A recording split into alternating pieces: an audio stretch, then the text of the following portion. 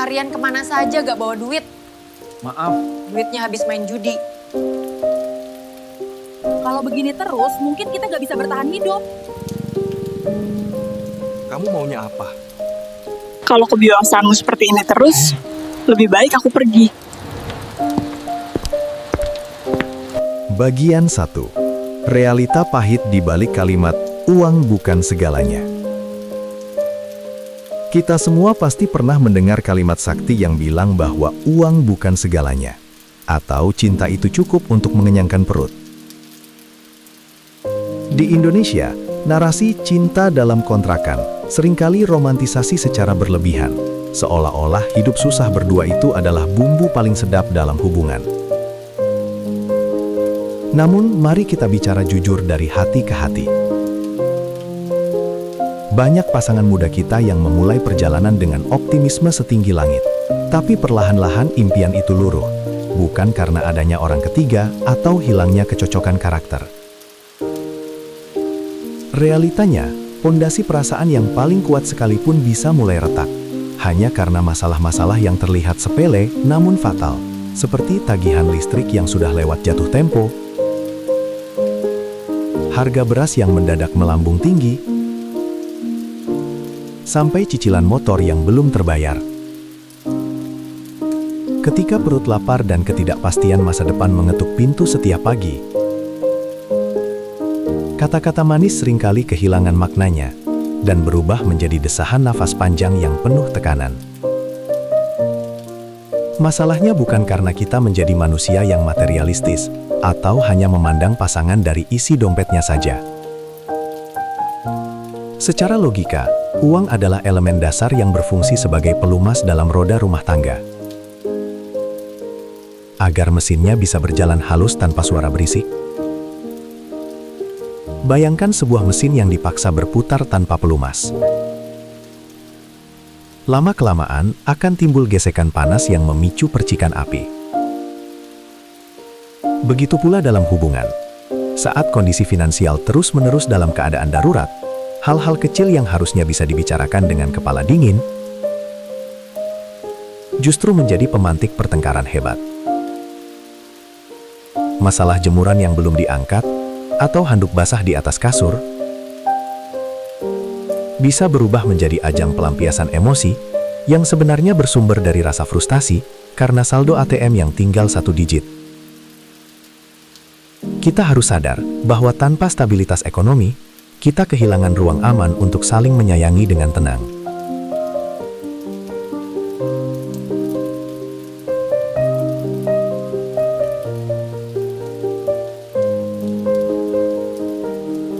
Setiap manusia memiliki apa yang saya sebut sebagai tangki sabar, sebuah kapasitas mental untuk menoleransi kesalahan dan memberikan kasih sayang kepada orang lain.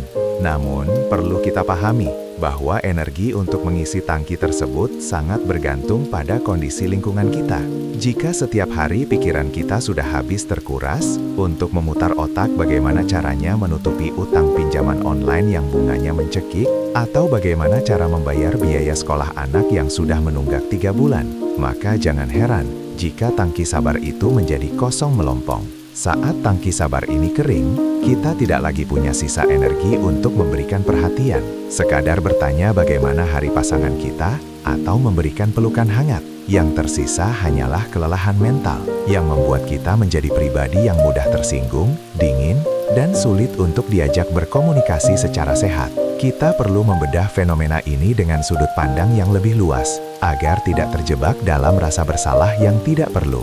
Video ini bukan dibuat untuk menyuruh Anda meninggalkan pasangan hanya karena dia sedang tidak punya uang, atau mengajak Anda untuk mengejar kekayaan dengan cara yang membabi buta. Sebaliknya, video ini ingin mengajak kita untuk melihat kenyataan dengan mata terbuka, bahwa cinta membutuhkan ruang tumbuh yang layak. Cinta itu ibarat benih tanaman, yang butuh tanah subur dan air yang cukup, agar bisa mekar dengan indah. Gaji kecil yang terus-menerus, tanpa adanya upaya untuk berprogres, adalah ibarat tanah yang kering dan gersang.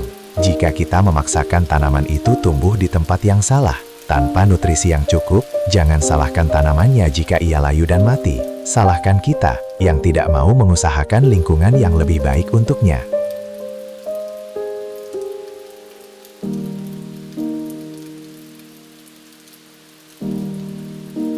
Kesadaran akan pentingnya uang ini justru merupakan bentuk penghormatan tertinggi terhadap rasa sayang yang kita miliki. Dengan mengakui bahwa uang itu penting, kita sebenarnya sedang berjanji pada diri sendiri dan pasangan untuk tidak membiarkan hubungan ini hancur hanya karena urusan perut. Banyak orang yang terjebak dalam penyangkalan dan menganggap bahwa mengeluhkan soal uang adalah tanda ketidaktulusan. Padahal, justru kejujuran dalam aspek finansial adalah fondasi dari kepercayaan. Kita harus mulai berhenti menggunakan tameng uang bukan segalanya untuk menutupi ketidaksiapan kita dalam mengelola tanggung jawab hidup.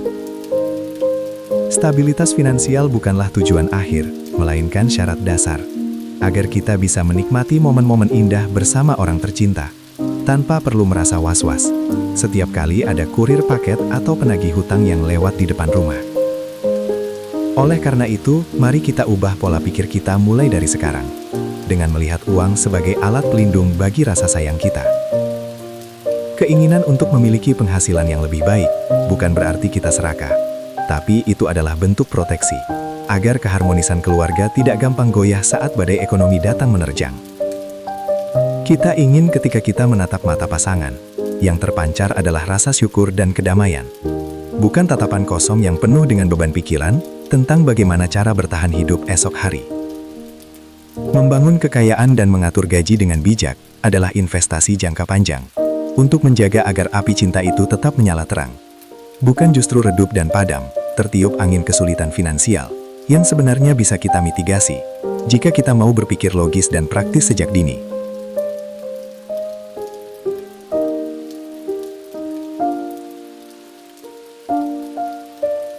Bagian 2. Bagaimana gaji kecil mengikis logika dan rasa empati. Ketika seseorang terjebak dalam kondisi gaji yang selalu habis sebelum tengah bulan, otaknya secara otomatis akan masuk ke dalam apa yang disebut sebagai survival mode atau mode bertahan hidup. Dalam kondisi ini, bagian otak yang berfungsi untuk empati dan kreativitas cenderung melambat, karena seluruh energi mental dialokasikan hanya untuk memikirkan cara menyambung nyawa besok pagi. Akibatnya, kita menjadi pribadi yang sangat reaktif dan mudah meledak. Bukan karena kita jahat, tapi karena kapasitas mental kita sudah penuh dengan angka-angka pengeluaran yang tidak pernah sinkron dengan pendapatan. Hal ini menjelaskan mengapa pasangan yang sedang kesulitan ekonomi lebih sering berdebat soal hal-hal kecil, karena setiap masalah baru dianggap sebagai ancaman tambahan bagi stabilitas mereka yang sudah sangat rapuh. Mari kita gunakan analogi sederhana tentang menu artek dan menu restoran untuk melihat bagaimana keterbatasan pilihan bisa membunuh romansa. Seseorang dengan gaji yang cukup punya kemewahan untuk memilih. Mereka bisa memberikan kejutan kecil, seperti membelikan makanan favorit pasangan atau sekedar mengajak jalan-jalan di akhir pekan untuk melepas penat.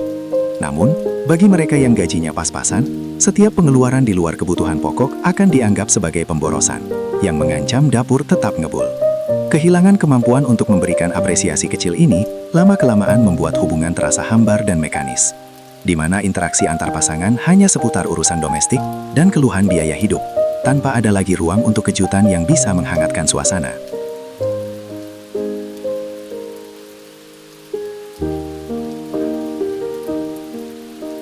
Logika tentang waktu yang hilang juga menjadi faktor krusial. Mengapa pendapatan yang minim bisa merusak kedekatan emosional?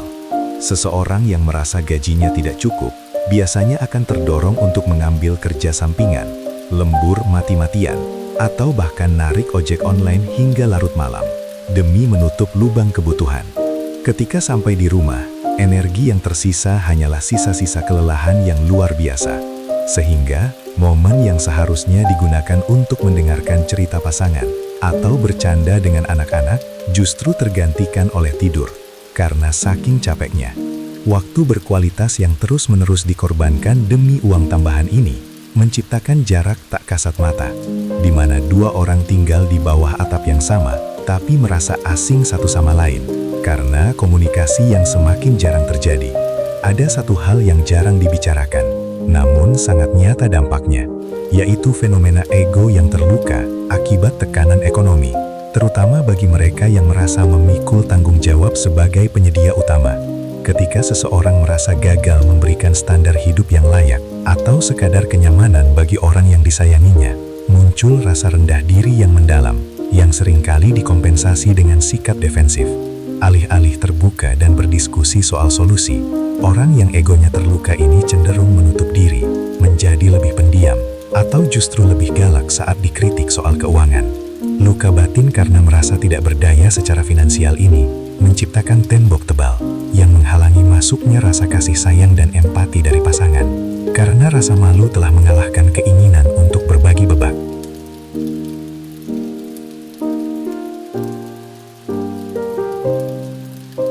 Kita juga harus memahami bahwa stres finansial jangka panjang bisa mengubah cara seseorang melihat pasangannya dari teman hidup menjadi beban hidup. Saat pengeluaran terus membengkak tanpa adanya kenaikan pendapatan yang berarti, setiap kebutuhan tambahan dari pasangan atau anak-anak mulai dilihat sebagai gangguan terhadap keamanan finansial pribadi.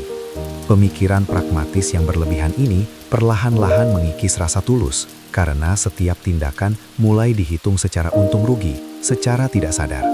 Perasaan sayang yang tadinya murni mulai terkontaminasi oleh rasa kesal dan keputusasaan, menciptakan lingkaran setan, di mana kemiskinan materi secara perlahan namun pasti juga menyeret mereka ke dalam kemiskinan emosional yang jauh lebih berbahaya bagi kelangsungan hubungan. Oleh sebab itu, sangat penting bagi kita untuk menyadari bahwa memperjuangkan kondisi ekonomi yang lebih baik bukan hanya soal angka di rekening bank, tapi soal menjaga kewarasan dan kualitas hubungan kita. Kita tidak bisa terus-menerus mengandalkan kekuatan cinta untuk menahan gempuran stres yang datang dari kemiskinan yang menetap. Memahami bagaimana gaji kecil bisa mengubah perilaku dan pola pikir adalah langkah awal untuk berhenti saling menyalahkan dan mulai fokus pada masalah utamanya, yaitu keterbatasan sumber daya. Dengan melihat masalah ini secara logis, kita bisa mulai memisahkan mana masalah karakter pasangan dan mana masalah yang murni muncul karena tekanan ekonomi. Sehingga kita tidak asal menghakimi perasaan yang sebenarnya hanya sedang kelelahan menghadapi realita hidup yang berat.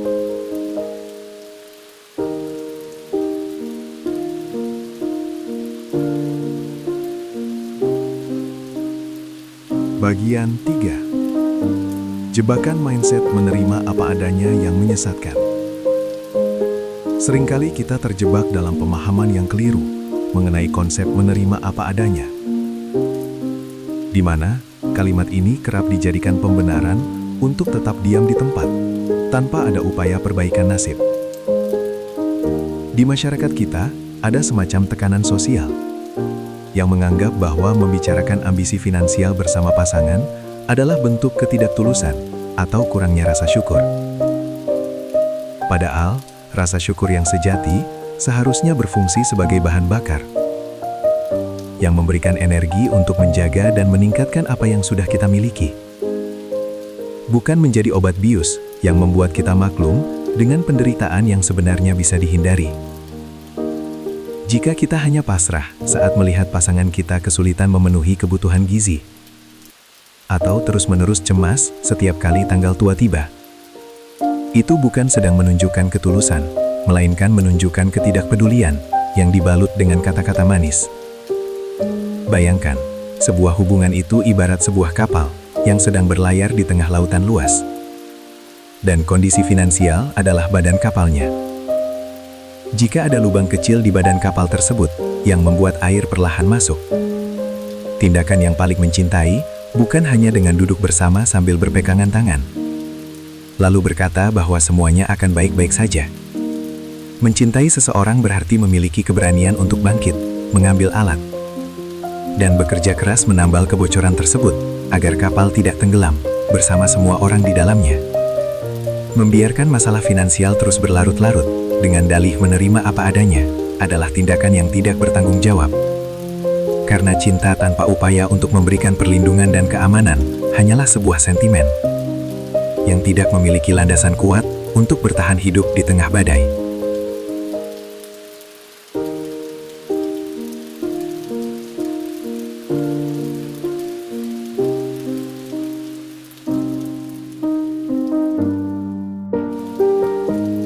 kita harus mampu membedah dengan jernih perbedaan antara gaya hidup mewah yang didasari keinginan belaka dengan kecukupan dasar yang menjadi hak setiap manusia. Seringkali orang merasa tabu mengejar uang karena takut dianggap gila harta. Padahal yang sedang kita bicarakan di sini adalah tentang pemenuhan kebutuhan dasar yang layak bagi pasangan dan anak-anak kita. Memperjuangkan kondisi ekonomi agar bisa memberikan tempat tinggal yang sehat, makanan yang bergizi, dan akses kesehatan yang memadai adalah bentuk tanggung jawab moral yang paling nyata dalam sebuah komitmen. Ketika kita berjuang untuk keluar dari jeratan gaji kecil, kita sebenarnya sedang membangun pagar pelindung agar martabat orang yang kita sayangi tidak perlu direndahkan oleh keadaan atau bergantung pada belas kasihan orang lain. Satu hal yang sering dilupakan adalah pentingnya menyelaraskan logika angka di atas kertas bersama pasangan, bukan hanya mengandalkan perasaan yang fluktuatif. Banyak pasangan yang menghindari membicarakan rincian biaya hidup karena takut akan memicu pertengkaran. Padahal, ketidakpastian itulah yang sebenarnya menjadi sumber konflik utama. Kita perlu duduk bersama, membuka catatan pengeluaran, dan melihat realitas secara objektif, tanpa melibatkan ego yang berlebihan. Dengan melihat angka secara jujur, kita bisa mulai memetakan strategi praktis tentang bagian mana yang harus dihemat dan bagian mana yang bisa ditingkatkan melalui penambahan skill atau mencari celah penghasilan baru. Diskusi finansial yang jujur adalah bentuk komunikasi tingkat tinggi yang menunjukkan bahwa kita dan pasangan adalah tim yang solid dalam menghadapi tantangan hidup.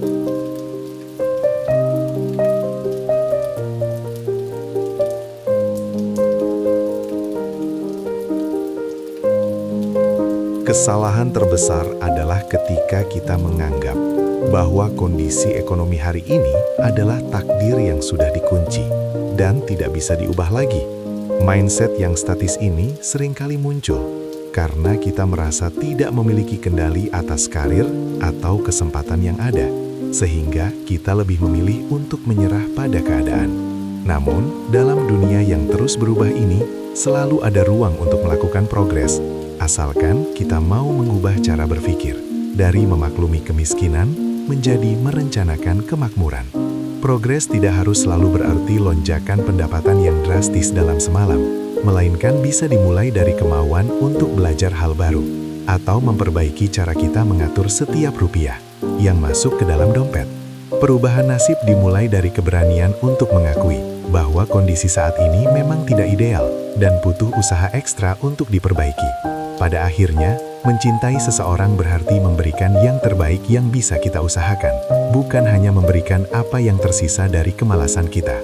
Kita perlu berhenti menjadikan romansa sebagai pelarian dari tanggung jawab ekonomi, karena tekanan hidup akan tetap mengejar kemanapun kita pergi, jika pondasinya tidak diperbaiki. Dengan memiliki mindset yang sehat tentang uang, kita justru sedang memuliakan hubungan tersebut, agar tidak menjadi korban dari kerasnya dunia luar. Marilah kita jadikan keinginan untuk membahagiakan pasangan sebagai motivasi terkuat untuk terus tumbuh, belajar, dan melampaui keterbatasan finansial kita saat ini.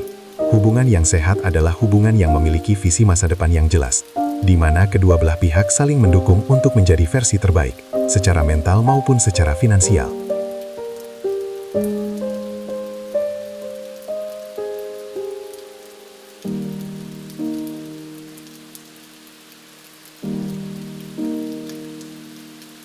Kesalahan terbesar adalah ketika kita menganggap bahwa kondisi ekonomi hari ini adalah takdir yang sudah dikunci dan tidak bisa diubah lagi.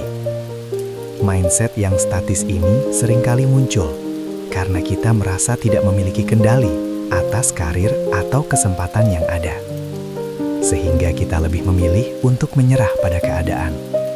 Namun, dalam dunia yang terus berubah ini, selalu ada ruang untuk melakukan progres.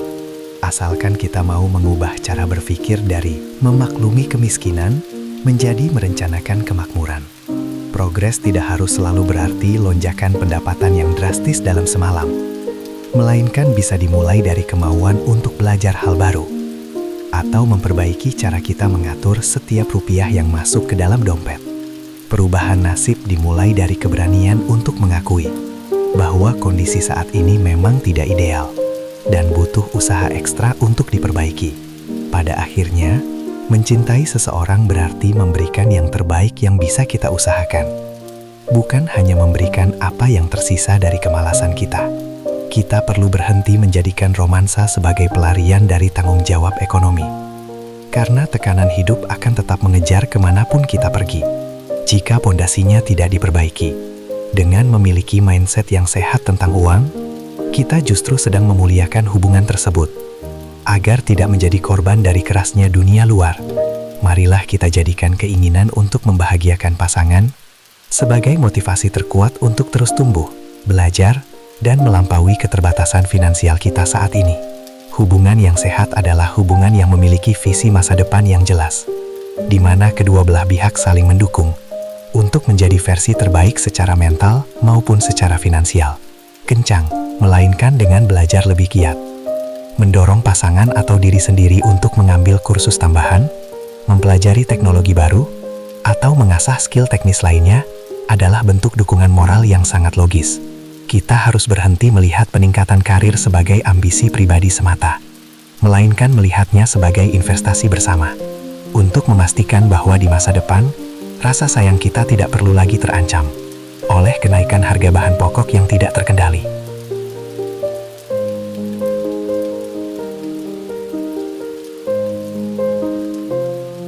Dalam perjalanan memperbaiki ekonomi, kita juga perlu menerapkan konsep kedamaian batin melalui pembangunan dana darurat. Sekecil apapun nominal yang bisa disisihkan. Banyak orang meremehkan tabungan kecil, padahal keberadaan dana cadangan di bawah bantal atau di rekening terpisah memiliki efek psikologis yang luar biasa besar dalam menurunkan tensi pertengkaran di meja makan. Memiliki dana darurat berarti memberikan rasa aman bahwa jika besok motor rusak atau ada keluarga yang sakit, kita tidak perlu langsung panik atau terjebak dalam lubang hutang baru yang mencekik. Rasa aman inilah yang akan membuat suasana rumah menjadi lebih tenang, di mana kita bisa bicara dengan suara yang lebih rendah dan kepala yang lebih dingin, karena satu beban ketidakpastian telah terangkat dari pundak kita. Penting juga bagi setiap pasangan untuk mulai memisahkan mana emosi yang murni berasal dari dinamika hubungan dan mana emosi yang sebenarnya hanyalah manifestasi dari kelelahan finansial. Seringkali kita merasa sudah tidak cocok dengan pasangan, padahal sebenarnya kita hanya sedang sama-sama capek menghadapi tekanan hidup yang berat. Dengan memiliki kesadaran ini, kita bisa lebih bijak dalam reaksi saat konflik muncul, sehingga tidak terburu-buru mengambil keputusan besar seperti berpisah hanya karena sedang berada di titik terendah ekonomi.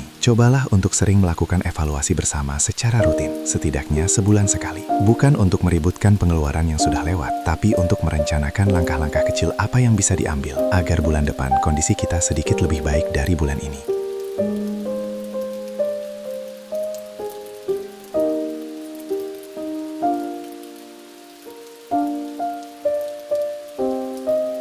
Setiap upaya yang kita lakukan untuk memperjuangkan penghasilan yang lebih layak harus dipandang sebagai salah satu bahasa cinta atau act of service yang paling nyata.